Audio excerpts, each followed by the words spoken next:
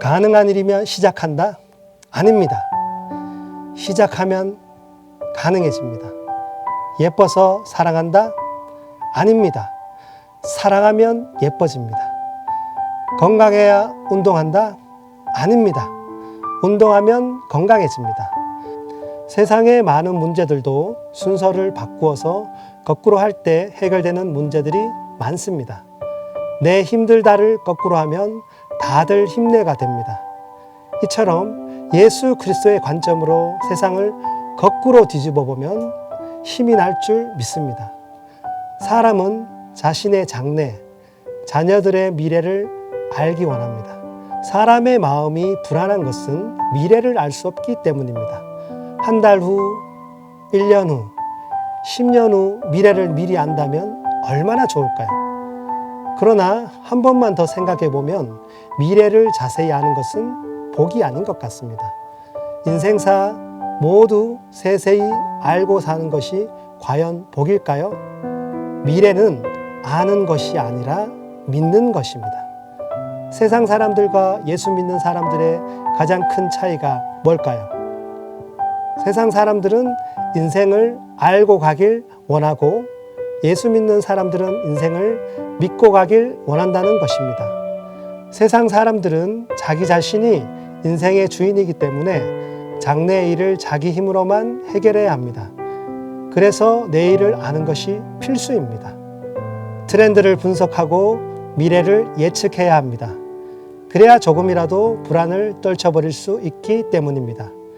그래서 점을 보러 다니고 토정 비결을 살피고 오늘의 운세를 의지합니다. 세상 사람들은 이처럼 내일을 걱정하며 삽니다. 그러나 내일은 내 일이 아닙니다. 내일은 내가 마음대로 할 수도 없고 내가 좌우할 수도 없고 내가 뜻대로 할 수도 없습니다. 그래서 내일은 내 일이 아닙니다. 그럼 누구의 일일까요? 내일은 하나님의 일입니다.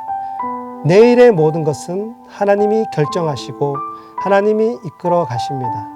내일의 주인은 하나님이십니다. 내일은 우리의 일이 아닙니다.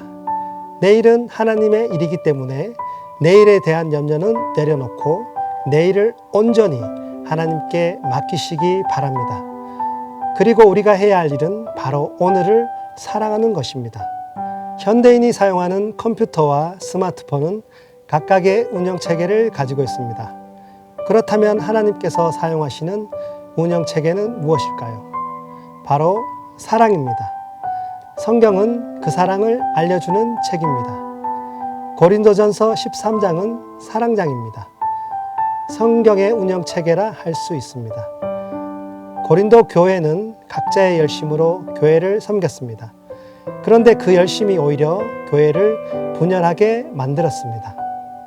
바울파가 생겨나고 아볼로파, 게바파, 그리스도파까지 모두가 열심을 다해 교회를 섬기려고 했던 것입니다. 또한 은사도 많이 가지고 있었습니다. 그런데 오히려 그 은사들이 서로 다투는 도구가 되고 은사를 받지 못한 사람들에게 정죄의 대상이 되었던 것입니다. 고린도전서 13장 13절은 이렇게 표현하고 있습니다. 그런즉 믿음, 소망, 사랑 이 세 가지는 항상 있을 것인데 그 중에 제일은 사랑이라. 믿음, 소망, 사랑 중에 먼저 믿음은 에너지입니다. 우리는 예수 믿으면 구원받는다는 믿음이 있어야 합니다. 이런 믿음이 있어야 용기가 나고 힘이 나서 담대하게 거침없이 살 수 있는 것입니다. 그럼 소망은 무엇일까요? 소망은 우리를 예수 그리스도에게로 인도하는 방향입니다. 예수님이라는 소망이 있어야 우리가 그것을 쫓아갈 수 있습니다.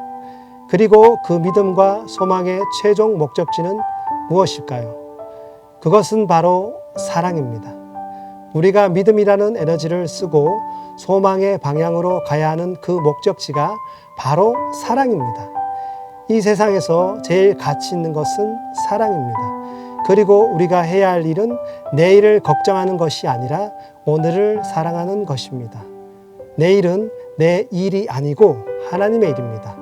제 일은 사랑입니다. 내일은 하나님께 모두 맡기고 오늘을 사랑하며 살아가는 여러분 되시기를 주님의 이름으로 축원합니다.